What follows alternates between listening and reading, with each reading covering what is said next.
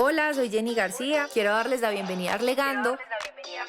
Arlegando es un podcast creado para artistas, creativos, influenciadores digitales, músicos, actores, filmmakers y en general todas las personas que hacen parte de la industria del entretenimiento para darles herramientas legales que les sirvan para fortalecer sus carreras en la industria del entretenimiento. Todos los que quieran y necesiten conocer y tener más herramientas para hacerla en grande al derecho. Hola a todos, bienvenidos a otro episodio de Arlegando, el último episodio del 2024, donde no me podía permitir terminar el año sin contarles una experiencia muy importante para mi vida personal y mi vida profesional este año. Y pues para contarles esa experiencia traigo nada más y nada menos que la artífice, digo yo, una persona que desde hace más o menos un año que empezamos este proceso nos ha estado acompañando en esta decisión. Y pues bueno, sin más preámbulos, como ustedes ya saben, o muchos de ustedes ya saben, esa decisión tan importante fue mudarme de país, dejar Colombia, que espero que sea temporalmente, bueno, ya lo irá decidiendo el tiempo. Y esa decisión de dejar Colombia nos tomó un tiempo no solamente tomarla, sino también organizar todo lo que tiene que ver con un proceso migratorio, porque algo que, y esto pues sí es la experiencia personal, como que algo que yo siempre tuve claro es que si yo no iba a vivir más en Colombia o me iba a cambiar de país, pues lo tenía que hacer desde la legalidad, lo tenía que hacer como se debe hacer, no solamente por el hecho de poder seguirme moviendo libremente y poder volver a mi país tantas veces como yo quiera, sino también porque no quería que eso implicara ningún tipo de como problema u obstáculo en mi desarrollo profesional también fuera de Colombia. Entonces, bueno, fue como la motivación principal de tomar esas decisiones. Hace un año se tomó esa decisión y tuvimos la fortuna de conocer a una excelente profesional, una excelente abogada en España que nos va a acompañar el día de hoy en esta conversación, en este podcast, porque como les decía, mucha gente me ha estado preguntando un montón de cosas y creo que no soy yo la persona indicada para responder esas dudas, sino la profesional que precisamente ha estado acolitándonos todo este proceso, acompañándonos y ayudándonos a sacarlo adelante. Ella es Karina Ditschko. Bienvenida, Karina, y gracias por tu tiempo. Muchas gracias, Jenny. Muchas gracias por tu bienvenida, por tus palabras tan bonitas. Y efectivamente, sí, yo he estado acompañándonos en este procedimiento, como es en tu caso la nómada digital, que yo creo que a fecha actual es de las residencias más, yo para mí considero que es de las más beneficiosas. Entonces, pues ya podemos entrar en detalles o como tú me digas, pues procedemos. Hay muchas formas de migrar. Me gustaría como que empezáramos ahí, como que le pudiéramos contar a la gente. La audiencia de este podcast es principalmente colombiana, pero también hay otros audiencia latinoamericana que también se van a ver beneficiados de la información que tú nos vas a contar aquí, ¿no? Entonces quisiera como que revisáramos primero en términos generales qué formas legales hay de migrar a España y cómo se podría, cuáles serían como esos requisitos generales para esas formas. Vale, perfecto. Mira, yo siempre que me viene cualquier persona, yo lo digo, que depende mucho del caso y de lo que busques. Porque claro, hay gente que a lo mejor viene y su idea es trabajar en España, buscar tener un permiso de trabajo, y otros que simplemente prefieren residir aquí un tiempo, ver cómo se desarrolla todo o luego abrir un negocio posteriormente. Entonces, varía mucho. Yo siempre digo que lo mejor es tener como un trato personalizado para cada caso en concreto. Pero considero que la forma más, entre comillas, por así decirlo, sencilla de emigrar de manera legal es, por ejemplo, haciendo una estancia por estudios o una visa de estudios.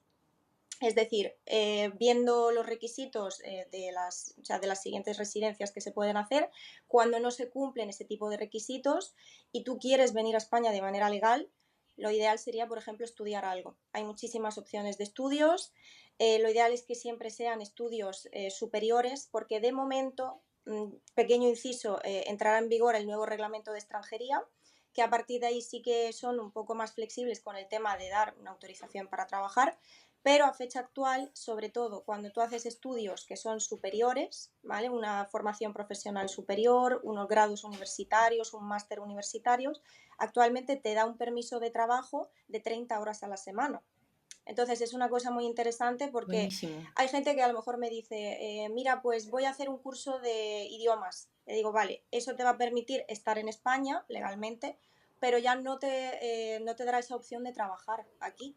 En cambio, si te vas a estudiar algo superior, una formación profesional superior, como digo, un grado universitario, te da también ese permiso de trabajo, lo cual poco a poco te ayuda a crear un camino también en España, porque luego después de ese permiso de trabajo, si te contratan, pues ya vas también haciendo un tipo de residencia que es por cuenta ajena inicial. Ok, esa pregunta, eso me interesa. A ver, si viene solo con la visa de estudiante, Ujú. digamos, esa no computa, y aquí hay un tema interesante al que también quería llegar contigo y es el tema de la Exacto. nacionalidad. Si viene solo con visa de estudiante, no computa para la nacionalidad, pero si tiene el permiso de trabajo y trabaja, sí, o cómo Vale, lo sería. diferenciamos. Tanto la visa de estudiante como la estancia, porque los estudios los podemos hacer tanto desde país de origen si solicitamos un visado en el consulado del país, como desde España. Pero ni la estancia por estudios desde España ni el visado nos computan para la nacionalidad, ninguna de las dos. Es una cosa que hay que tener en cuenta porque es cierto que si tú puedes llegar a cumplir requisitos para solicitar otra residencia, es mejor porque ya te puede contar para la nacionalidad, por ejemplo, la nómada digital, pero los estudios no. Lo que pasa es que es una vía, entre comillas, como he dicho al principio, más sencilla para regularizarte si no cumples otros requisitos. Pero no, efectivamente no computa para la nacionalidad española, que al ser de país iberoamericano, como por ejemplo colombianos, venezolanos, mexicanos, etcétera, pueden acceder a ella a los 2 años. Entonces es una opción bastante favorable, claro, porque yo, por ejemplo, que soy ucraniana, tuve que estar 10 años residiendo legalmente en España para solicitar la nacionalidad. Claro, súper beneficioso me parece el tema de la nacionalidad. Y además porque pues nos brinda a nosotros como latinoamericanos o iberoamericanos, como tú dices, otras posibilidades en el entorno de la comunidad europea. Y pues bueno, también tenemos entendido que el pasaporte español Uno de los es más uno de los poderosos. más poderosos que hay en el Así mundo. es, así es. Luego ya, Entonces, es un beneficio que hay que aprovechar. yo siempre lo digo, obtén tu pasaporte español y ya luego te despreocupas. O sea, puedes volver a tu país, viajar donde tú quieras, abrirte aquí un negocio sin necesidad de preocuparte de... Claro, porque aquí, por ejemplo, si eres extranjero, cuesta más abrir un negocio. Yo tengo clientes que me dicen, es que quiero aquí montar una empresa. Digo, vale, pero tienes que tener un permiso de trabajo, presentar un plan de viabilidad del negocio, cosa que no te pasa cuando tienes el DNI español. O sea, tú ya libremente puedes hacer lo que tú quieras o dejar de hacer. Y este tema, esto me parece chévere. Hay gente, yo conozco muchas personas que han migrado de muchas maneras, pero la más popular siempre es que se vienen con la visa de Ujú. turista y se quedan. Digamos que para esas personas que ya lo hicieron, que es como lo menos recomendable porque terminan estando en una situación de irregularidad que les puede generar mucho conflicto en términos de trabajo y de acceso a beneficios. Digamos que ya que lo hicieron, ¿qué posibilidades tienen o qué vías tienen para empezar ese proceso de regularización? Vale, pues mira, actualmente, pequeño, yo también digo recomendación, pequeña recomendación, es lo que menos recomiendo. O sea, si tú tienes la opción de regularizarte por otra vía, inténtalo o espera un tiempo hasta conseguir ese requisito antes que venir y quedarte irregular, pero hay de todo, es normal. Entonces, ya sabéis que el 20 de mayo de 2025 entrará en vigor todo esto del nuevo reglamento, que ahora es un boom, o sea, es la novedad. Pero a fecha actual, por ejemplo, imagínate que llevas aquí en España 2 años, estás irregular y quieres regularizarte. Bueno, no entremos en detalle con el tema de los solicitantes de asilo, que luego lo de los solicitantes de asilo también es como un tema aparte, porque ya hay que llevar cuidado si cumples requisitos y desistes ahora, que no te va a contar porque necesitas una resolución de la administración denegatoria, y eso al final pues es como un tema que podemos ver luego aparte, Pero si tú a fecha actual, por ejemplo, estás irregular y no eres solicitante de asilo ni de protección internacional, hay varias opciones. Sobre todo a los 2 años puedes solicitar un arraigo para la formación, que es realizando unos estudios en España y luego esos estudios te permiten trabajar si encuentras un trabajo relacionado con lo que tú has estudiado. Es una vía de regularización, es cierto que ahora mismo no te permite trabajar, pero bueno, ya te regularizas. Luego, si por ejemplo tienes algún familiar español o te casas con un español, tenemos el arraigo familiar a fecha actual, que mucha gente también, pues claro, vive en España, se arraiga aquí, conoce a alguien y dice, oye, me quiero casar. Pues, por ejemplo, casándote también es una vía de regularización con el arraigo familiar. Y ya si llevas más de 2 años, pues 3 años, tenemos el arraigo social. Es decir, si tenemos una opción de contrato de trabajo, una empresa nos quiere contratar, nos da una oferta laboral, te puedes regularizar por esa vía, o incluso con medios económicos. Tienes medios económicos o tu esposo tiene medios económicos, entonces es como un arraigo social, pero con medios propios. Esto es a fecha actual. Ok. Con la entrada en vigor del nuevo reglamento va a cambiar un pelín, habrá arraigos más favorables, como por ejemplo el arraigo socioformativo, que es el arraigo que tenemos ahora de formación, pero en el socioformativo también nos da la opción de trabajar. O sea, tú puedes estar estudiando y te da un permiso para trabajar de 30 horas. O sea, que siempre hay que valorar si te compensa esperar un poquito más hasta mayo de 2025 y presentar un arraigo nuevo o regirte por lo que hay en el reglamento actual. Sí, eso va a depender como de cada caso ya Así. puntualmente, como decimos los abogados, nuestra respuesta favorita. Depende, pero sí, no podemos dar respuestas Mm, generales, ¿no? Es como que cada caso es un universo puntual y pues tendría que correcto. analizarse como tal. Yo tengo una duda, bueno, tengo varias dudas, porque la audiencia de este podcast y la comunidad que tenemos en redes sociales, digamos que es de dos tipos, como te estaba contando antes de empezar a grabar. Tenemos un tipo de audiencia que son abogados que están haciendo parte o que hacen parte o que quieren hacer parte de la industria del entretenimiento o que simplemente pues, se interesan por las temáticas que tocamos nosotros acá. Pero también tengo una parte de mi audiencia que son artistas, que son músicos, que son creadores de contenido y que para ellos también les llama mucho la atención. Es interesante venir a vivir a Ujú. España y venir a residir legalmente, o venir a trabajar, o venir a hacer sus conciertos, o tener su trabajo como creadores digitales.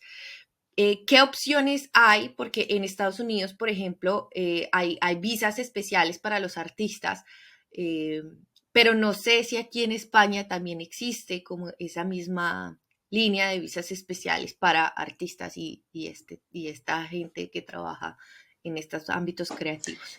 Sí, lo que pasa que tiene requisitos específicos, pero esto concretamente se rige por la ley de emprendedores, por la UGE, y bueno, se puede ver la opción incluso también, entre comillas, de una nómada digital. Si es que, por ejemplo, imagínate que hay una empresa que contrata a esta persona, se dedica a redes sociales o, por ejemplo, le lleva redes sociales a otras empresas. Se puede ver también una opción de, por esa vía de nómada digital. Y también hay una figura que es respecto a audiovisuales. Es decir, es un tipo de residencia, pues para, por ejemplo, cuando viene algún tipo de artista y se le quiere hacer un permiso para que pueda estar aquí de manera legal. Entonces, sí, realmente hay opciones. O, bueno, la no lucrativa, lo que pasa que la no lucrativa, claro, allí la pequeña puntualización es que habría que valorar si el hecho de, por ejemplo, por dedicarte a redes sociales, que eso al final monetiza, o sea, te trae recursos económicos, si se podría encuadrar o no en una no lucrativa, porque al final la no lucrativa, la idea principal es que no trabajes porque tienes los suficientes ingresos para poder residir en España de manera Sí, legal sin claro. trabajar, habría que ver si se podría encuadrar también en ese tipo de residencia. Esa no lucrativa funciona muy bien y también lo digo por la experiencia que tuvimos con Karina, para personas que tienen los suficientes recursos, por ejemplo, que ya estén pensionados y que quieran venir a disfrutar de su pensión en España y bueno, como que es una muy buena opción para aquellos que tienen el recurso para venir a vivir acá y dedicarse a disfrutarlo, porque básicamente esa es como la idea, ¿no? Poder disfrutar España y en general disfrutar el espacio Schengen, digo yo, si quieren estar acá y moverse libremente, y pues optar eventualmente por la nacionalidad, ¿no? Te Porque computa. Sí. eso es súper importante, exacto. Es una de las residencias que te puede computar para la nacionalidad. Entonces es súper interesante porque ya también para jubilados, que es la opción más interesante para ellos, pero también imagínate que tú en tu país percibes rentas o dividendos de empresas. Es decir, he invertido en una empresa y gano de allí dinero, o también tengo pisos en alquiler y entonces de allí me viene dinero, pero yo no hace falta que trabaje. Es una opción también para poder venirte a España, porque al final son ingresos pasivos y la ley considera que de esa forma no estás, entre comillas, haciendo una labor lucrativa de trabajo por cuenta propia o por cuenta ajena, sino que pues te vienen de allí esos ingresos y puedes mantenerte de esa forma con la no lucrativa. Y el beneficio de la no lucrativa que efectivamente te computa para esos 2 años de nacionalidad española. Súper, súper, súper bien esa. Entonces, bueno, tenemos esas opciones tanto para artistas como Uh -huh. para personas que no hacen parte, digamos, de la industria del entretenimiento, que me preguntan un montón, para optar por la nacionalidad, que también pues la nacionalidad tiene ciertos requisitos, ¿no? O sea, no es solamente tener una residencia y venir, sino que hay que cumplir algunos requisitos estando acá para llegar a ese punto. ¿Qué requisitos tenemos que cumplir para optar por esa Vale, la nacionalidad? nacionalidad española, más importante, que esto me vienen muchísimas preguntas de, pero yo ya tengo la residencia, ¿me puedo ir? ¿Puedo irme a mi país o puedo estar, no sé, 6 meses y luego volver? Que es lo que yo siempre digo, llevad mucho cuidado con el tema de los tiempos en la nacionalidad. Al ser un periodo tan cortito de tiempo que os piden de 2 años para poder solicitarla, yo siempre digo que máximo 3 meses fuera del país. Es decir, algo lógico, yo me puedo ir de vacaciones a mi país a ver a mi familia y luego volverme, o o sea, me voy 3 meses como mucho y luego vuelvo y dentro de un año me voy un mes. Pero lo que tiene que ver al final el Ministerio de Justicia, o sea, la administración para valorar si otorgarte o no la nacionalidad, es que hayas estado aquí de manera legal y continuada. Es decir, que tu residencia habitual sea aquí en España. Si ven que has tenido muchas salidas o que has estado mucho tiempo fuera en tu país de origen, pues podrían denegártela y decirte que, bueno, no te quitamos la residencia porque estás residiendo legalmente, pero no puedes optar a la nacionalidad porque estás mucho tiempo fuera de aquí. Entonces, eso es, como yo digo, lo más importante. Lo segundo también es el tema de no tener antecedentes penales, que mucha gente a lo mejor te viene que le ha pasado cualquier cosa, le han puesto alguna multa y ha terminado en juzgados, porque me ha pasado con tema, por ejemplo, de los patines estos de hoy en día, y le hemos tenido que cancelar previamente los antecedentes penales para que pueda optar a la nacionalidad española. O sea que eso también, no tener ningún tipo de antecedentes penales, ni en tu país de origen, ni en España tampoco. Y sobre todo lo de la residencia legal y efectiva de 2 años, es decir, que te computen esos 2 años de estar aquí en España. 2 años, o bueno, ¿Cómo es eso dime. de... Dale, dale. Digo, no, los 2 años para gente de Iberoamérica, o sea, latinoamericanos, que luego a lo mejor si son refugiados son 5 años, si estás casado con un español es 1 año la nacionalidad, que la puedes solicitar al año, y luego pues el resto de países, por ejemplo, Ucrania, Rusia, vamos, el resto de todos los países de idiomas, son 10 años de residencia en España. Sí es un súper, súper beneficio. El tema bueno, dos temas que quiero tocar. El primero, ¿cómo es eso de la cancelación de los antecedentes Ujú. penales? Que es como nuevo para nosotros, porque digamos que yo en Colombia no conozco la figura. No la conozco porque tampoco es un área del derecho en la que yo trabaje, ¿no? Pues no tengo nada que ver con temas migratorios allá, pero pues sí, me parece Ujú. interesante el tema de la cancelación. ¿Cómo es eso ¿Cómo de es la esto? cancelación de los Vale, pues mira, antecedentes? imagínate que, bueno, hay gente que tiene antecedentes penales, que ha ocurrido cualquier cosa aquí en España y ha cumplido la pena, ¿vale? El juzgado ha emitido una sentencia, le ha impuesto la pena, pues tienes que pagar una multa o hacer algún tipo de actividad en beneficio de la comunidad, lo que sea. tú lo has cumplido. Y entonces, dependiendo de qué tipo de pena se te haya impuesto y cuánto tiempo ha pasado desde que la has cumplido, por ejemplo, si son penas muy graves, tiene que haber pasado 2-3 años sin que tú hayas delinquido, ¿vale? Entonces, ¿qué hacemos? Sacamos un certificado de antecedentes penales, porque la gente tiene la creencia errónea de que por el hecho de cumplir la pena ya está, ya soy libre y ya si presento una residencia o una nacionalidad, ya no va a salir nada porque yo ya lo he cumplido, pero no es así, porque en el registro central de Sí. penados sigue apareciendo como que tú pues ha habido este delito o lo que se te haya impuesto y sigue allí, o sea, eso no se ha borrado. Lo que pasa es que aquí en España tú tienes derecho a la cancelación de esos datos. Entonces, de ahí la palabra cancelación de los antecedentes penales. Lo que tú haces es que si transcurre un tiempo determinado según la pena sin que tú hayas delinquido, entonces podemos cancelarlos. Se presenta como un documento que dice que esta persona ha cumplido la pena por parte de los juzgados y lo presentamos también ante el Ministerio de Justicia.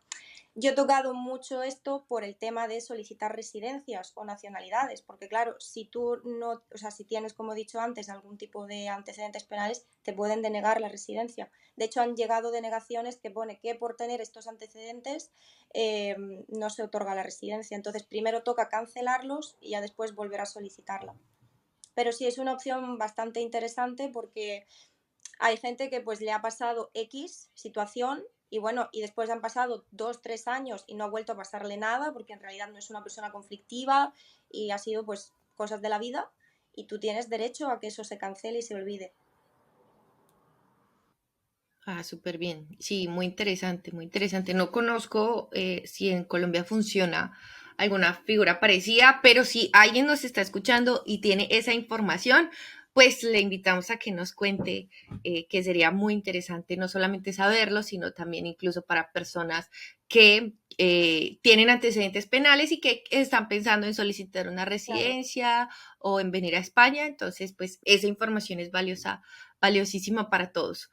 Mm, Hablando de tipos de visa puntual, la visa que tramitamos para nosotros fue, bueno, no es una visa, es una Residencia. residencia, Sí, residencia. La residencia de nómada digital o de teletrabajador por cuenta propia, creo que es como el nombre que le da la teletrabajador norma a internacional, esa visa, sí. Hmm. teletrabajador internacional.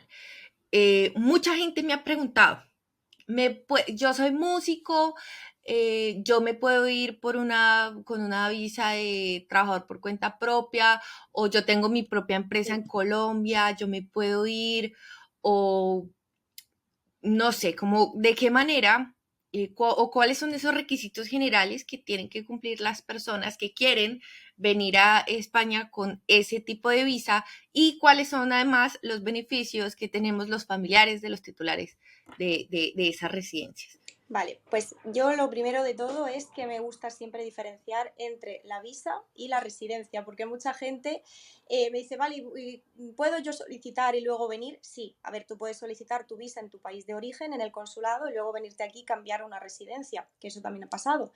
Pero mi recomendación es que si tienes la posibilidad de venir directamente como turista a España y solicitarla desde aquí, es la opción más favorable.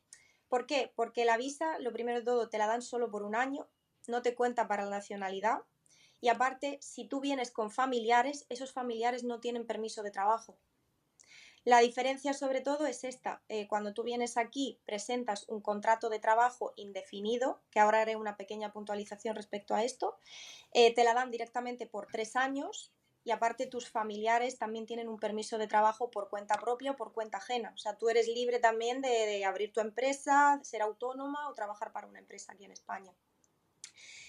Lo que sí es que también te computa para la nacionalidad, porque ya directamente te empieza a contar, cosa que con la visa no pasa. Entonces, también una cosa muy importante, desde España si lo tramitamos se hace ante la UGE, que es la Unidad de Grandes Empresas, y tarda muy poquito tiempo en resolverse, son 20 días hábiles lo que tarda en la resolución, cosa que también es muy favorable porque se rige por la ley de emprendedores, o sea, es como una residencia que tiene su propia normativa, diferente a lo que, por ejemplo, hemos hablado de arraigos o estancias por estudios, que eso se va por las oficinas de extranjería, que luego tarda más tiempo. Mucha gente me dice, ¿Y por qué a esta persona le tarda poquito tiempo y a mí 3 meses? Porque al final se va por la ley general y por las oficinas de extranjería, que si tienen más colapso, tardan más tiempo. Entonces, una cosa que quiero que la gente tenga súper en cuenta es que en la nómada digital debe de existir un denominador común, como yo le digo, que es una empresa. Porque, por ejemplo, imagínate que es más complicado para el tema de los influencers o youtubers porque no existe normalmente un tercero, que es una empresa que le autoriza ese teletrabajo, porque claro, no le vas a pedir consentimiento a YouTube, o sea, como tal, no te va a hacer un contrato de prestación de servicios.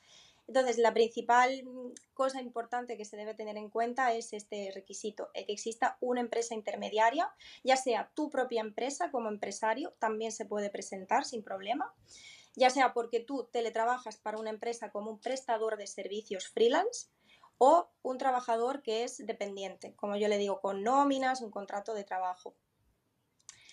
Sobre todo que la empresa lleve un año abierta, sea en la opción que sea, siempre tiene que tener un año abierta, y tener una relación de 3 meses con esta empresa. O sea, ya sea de prestación de servicios, con tu propia empresa, que lo lógico es que sí, porque si tiene un año tienes 3 meses, o si eres un trabajador dependiente. Y el beneficio sobre todo de los familiares es este, que tú al final puedes desarrollar tu actividad libremente, aunque el titular no sea así. Es decir, la persona titular de la nómada está más limitada en este aspecto porque solamente puede teletrabajar para una empresa fuera de España, y si es un autónomo le puede facturar a una empresa española un 20% solo de las ganancias que pueda obtener. O sea que realmente, como yo digo, de eso no puedes vivir porque un 20% se queda cortito, pero los familiares tienen ese beneficio. Sí, es un buen beneficio porque pues además, pues no sé, como que nos ahorra un montón de trámites Sí, y un montón de temas como los que estamos hablando ahorita, de ver cómo nos claro, regularizamos o si claro. estudiamos o cómo logramos ese permiso de trabajo, pues finalmente no tenemos que cumplir ningún requisito adicional, solamente pues ser familiares del titular. Pero entonces esos familiares del titular incluyen ¿A a quiénes? quiénes. Pues mira, de momento, salvo que la ley cambie, que bueno, la ley de emprendedores no se ha tocado, lo que se ha reformado es el reglamento, pero la ley de emprendedores ahí sigue. Ellos prevén los cónyuges, parejas de hecho, que esto siempre es importante porque hay veces que me dicen, ¿y si soy una pareja no oficial? Digo, hombre, eso es un riesgo el presentarlo así porque te piden que acredites que existe un vínculo, es decir, legalmente, ya seas una pareja de hecho constituida o un cónyuge casados con su certificado de matrimonio. Los hijos, ¿vale? Los hijos tienen que ser menores de edad, que eso es más sencillo de presentar, o si son hijos a cargo. Es decir, les sigues pagando los estudios, siguen dependiendo de ti, viven contigo, les pagas todo, pues eso se demuestra y también pueden entrar dentro de la visa, o sea, visa o residencia nómada. Y luego los ascendientes, es decir, padres. Lo que pasa aquí, la diferencia de los padres es que siempre hay que acreditar que estén a cargo. Es decir, tus padres viven contigo, igual que los hijos, pero en caso de padres. Y ya está. O sea, la ley de emprendedores no prevé más familiares, como por ejemplo me preguntan, ¿y mi tío y mi primo? Eso es más complicado. En el caso de, por ejemplo, cuando son familiares lejanos, como yo digo, que no son directos, nos iríamos ya a una tarjeta de familiar comunitario, que eso sí demostramos que están a cargo desde país de origen, y la tarjeta de familiar comunitario se haría siempre y cuando tengas la nacionalidad española. O sea, cuando son familiares muy lejanos, hermanos, Sí. tíos, primos, ya es otra figura que es más complicada. Y los menores, los hijos menores de edad, ¿es menores de cuántos años acá? Son 18 años, menores de 18 años. A partir de los Ok. 18 es cuando ya se considera que deben estar a cargo o tienen su unidad familiar independiente. Es decir, aquí se considera de esta forma. Ok.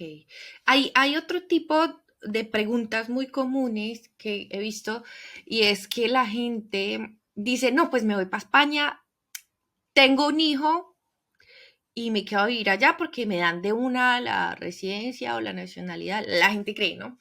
Entonces, vamos a desmitificar eso. ¿Qué pasa con las personas que vienen irregulares, se quedan irregulares, tienen un hijo en España? ¿Cuál es el estatus legal de esa persona teniendo un hijo en España y el estatus del niño que nace en España? Depende mucho de la nacionalidad de esos menores. Es decir, si al final, imagínate que son 2 ucranianos o 2 colombianos. En esos casos, si se otorga, o sea, tú realmente adquieres la nacionalidad cuando naces en el país que sea, adquieres la nacionalidad de tus padres, salvo que tu país no te otorgue ningún tipo de nacionalidad, entonces puedes acceder a una nacionalidad que son de estas por opción. Es decir, no me han dado ninguna y el Estado español me la da.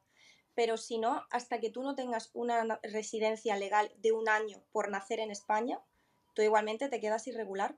Es decir, imagínate 2 ucranianos que tienen aquí un hijo y me dicen, no, pero es que mi hijo ha nacido aquí. Ya, pero automáticamente por el hecho de nacer aquí no significa que tú adquieras la nacionalidad española. Otra cosa es que tus padres estén regulares, tú nazcas aquí y gracias a tus padres se te otorgue una residencia y tú estés aquí 1 añito, no hace falta que esperes ni 2, ni 10, ni 5, nada. Tú al año ya puedes solicitar la nacionalidad. O sea que depende mucho de qué tipo de nacionalidades estemos hablando, si se reconoce o no desde país de origen también a ese menor nacido en España la nacionalidad, el valorar si tiene derecho o no o se queda irregular hasta que los padres se regularicen y ellos puedan acceder. Ok, entonces muy importante también los que están pensando venir a tener hijos acá, pues también venir de forma regular, porque eso pues también va a beneficiar a los hijos que eventualmente vayan a tener acá, porque el solo hecho de nacer en España no los hace ciudadanos españoles, no los hace nacionales y pues heredarán el mismo, digámoslo así, estatus migratorio de sus padres y están en condición de irregulares. Claro. Entonces es clave ese Eso no detalle. quita que, bueno, al final al ser menor de edad, tú sigues teniendo el derecho de acceder a la sanidad pública, a estudiar aquí. De hecho, es una obligación. Desde los, si no recuerdo mal, en la ley de educación se prevé que desde los 6 a los 16 años aquí es obligatorio que el niño vaya a estudiar. O sea que tú sigues teniendo derechos, vamos, de poder estudiar aquí, de hacer lo que tú necesites, pero ya, por ejemplo, el tema de viajar y tal, pues se complica un poco, claro, Así haya nacido acá. efectivamente. Así que súper, súper clave tener eso en cuenta. Y quiero finalizar con otra pregunta. Porque, como te decía, parte de la comunidad son abogados, son colegas, han sido pues mis estudiantes en diversas ocasiones y ellos siempre, o sobre todo el último mes, que he dictado algunas clases, me han dicho, Jenny, ¿cómo hiciste? ¿Cómo haces para trabajar desde allá? ¿Cómo haces para...? Porque digamos que el derecho es una profesión que es un poco conflictiva, ¿no? Y es que las normas en todos los países son diferentes. Las reglas en todos los países son diferentes y aunque yo digo que la propiedad intelectual para mí es una gran ventaja porque la propiedad intelectual tiene normas que están, digamos, armonizadas por los tratados y convenios internacionales en materia de propiedad intelectual. Alrededor del mundo las normas en materia de propiedad intelectual son muy, muy similares y funcionan y se rigen de una manera muy, muy parecida. Pues hay otras áreas del derecho en las que son completamente diferentes, incluyendo pues este tema de extranjería que es el que tú manejas, pero muchos abogados quisieran migrar y ver qué oportunidades se encuentran en otros países como España. ¿Cómo podría ser un abogado para venir a trabajar en España sin perder, entre comillas, ¿no? Somos sin perder todo lo que ha estudiado y todo lo que ha hecho estos años en su Vale. país de origen? Tener en cuenta que la abogacía es un tipo de profesión regulada en España. Entonces, ¿qué significa esto? Que normalmente al ser profesiones reguladas te piden una homologación o convalidación. En este caso, se tiene que convalidar el título de abogado, es decir, tú lo presentas ante el Ministerio de Universidades, te convalidan aquellas asignaturas o si hace falta que luego hagas algún tipo de prácticas externas o continúes algún tipo de asignaturas para terminarlo aquí, lo tienes que hacer y ya después tú puedes acceder al máster de acceso a la abogacía, porque es algo necesario para poder ejercer. Entonces, el primer paso sería convalidar este título, ver si te falta terminar algún tipo de asignatura o hacer prácticas externas y ya una vez que te digan, vale, sí, esto está genial, tú ya tienes la carrera, o sea, el grado de derecho aquí en España, listo. te vas al máster de acceso a la abogacía, que aproximadamente suele durar 1 año y medio, y haces el examen de acceso a la abogacía por el Ministerio de Justicia, que es como un resumen, básicamente, como yo digo, de la carrera y del máster. O sea, te hacen preguntas, normalmente es un tipo test, y una vez que ya lo apruebes, te puedes colegiar en el colegio de abogados de tu lugar de residencia. O sea, si vas a vivir en Valencia, pues en el Colegio Ilustre de Abogados de Valencia, de Murcia, de Madrid, el que sea. Por lo tanto, no es algo tan sencillo como puede ocurrir en otro tipo de carreras que no son reguladas. Por decirte un ejemplo, pues, por ejemplo, a ver, enfermería. Quizá enfermería es más sencillo porque tú puedes ejercerlo directamente, o sea, se puede hacer la homologación y luego no te piden que puedas, o sea, que tengas que hacer algún examen de acceso o cualquier otro tipo de curso. Medicina sí que es más complicado por el tema de que luego al final los médicos también necesitan hacer el MIR, etcétera. Pero sí tiene como sus pasos que complican un poco la situación, que no es directo que yo vengo, convalido mi título y ya puedo ejercer, sino que tú previamente tienes que convalidarlo, estudiar un máster, estudiar un examen de acceso y ya después te puedes colegiar para ejercer. Muchas veces lo que... Y Dime. ese ejercer, perdón, es como litigar propiamente. Ejercer significa, bueno, tú puedes colegiarte en el colegio de abogados, valga la redundancia, como un abogado ejerciente o no ejerciente. Pero al final tú tienes como el título ya de abogado. Puedes litigar, o sea, puedes permitir luego hacer juicios o puedes simplemente quedarte en la figura de, pues soy abogado y ya está. Reconocido, inscrito, con mi número de colegiado, etcétera. Bueno, ahí está. Todos los colegas que me han estado preguntando, ese es el camino. Ese es el camino. Bueno, me parece súper interesante, Karina, todo lo que nos has contado hoy. Claramente, yo sé que a la gente le quedan muchas dudas. Esto es un tema de largo aliento y como decíamos al principio, pues va a depender de cada caso puntual.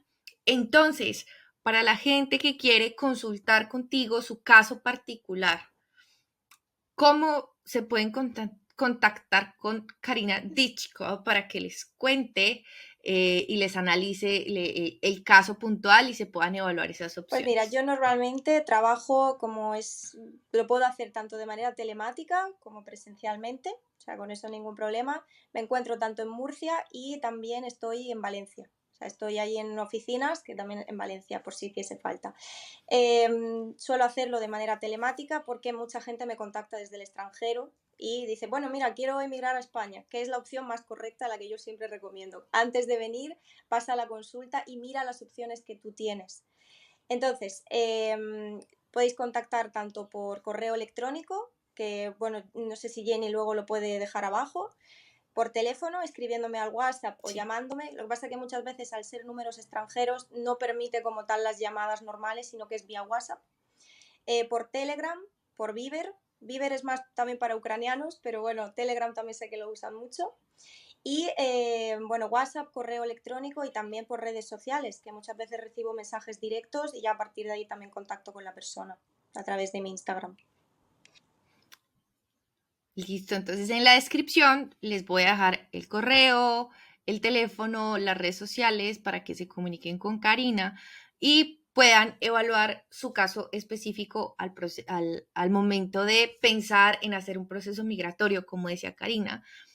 La recomendación siempre es háganlo antes de venir a España. ¿Por qué? Porque muchas veces el tema de cumplir requisitos puede ser cuestión de tiempo y uno ya sabiendo cuáles son, pues se puede organizar para cumplir esos requisitos efectivamente. Entonces, no tomen una decisión migratoria apresurada, no es que me tengo que ir y contra viento y marea me voy, sino hay que pensarlo porque las decisiones en la vida hay que pensarlas y tomarlas con cabeza fría. Migrar es muy bonito, es muy difícil en términos de cuando ya estás afuera, luchar con ese impulso de volver. Lo digo por experiencia, pero bueno, ya pasamos un poco esa etapa.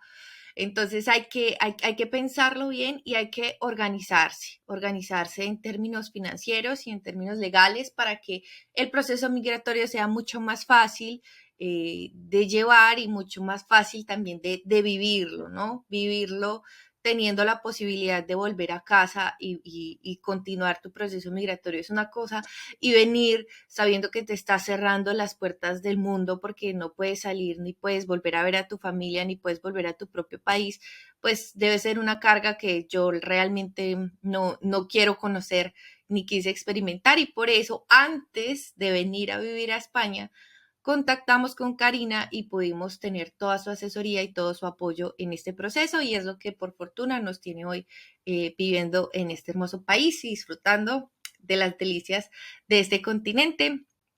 Recomendación para todos, no solamente para los que quieran venir a España, sino los que quieran migrar a cualquier país. Todos los países tienen sus reglamentos y sus normas relativas a la migración, así que si usted no es nacional de un país y quiere ir a vivir a ese país, consulte con un abogado que sepa de migración en ese país para que le pueda hacer un proceso mucho más sencillo y pueda tener usted una asesoría muy completa y muy correcta en todos los sentidos, ¿no? Acuérdese que vivir en un país también implica pagar impuestos, no se les olvide de eso, lo podemos hablar ya puntualmente con Karina en cada uno de sus casos, así que no hay que perderlo de vista.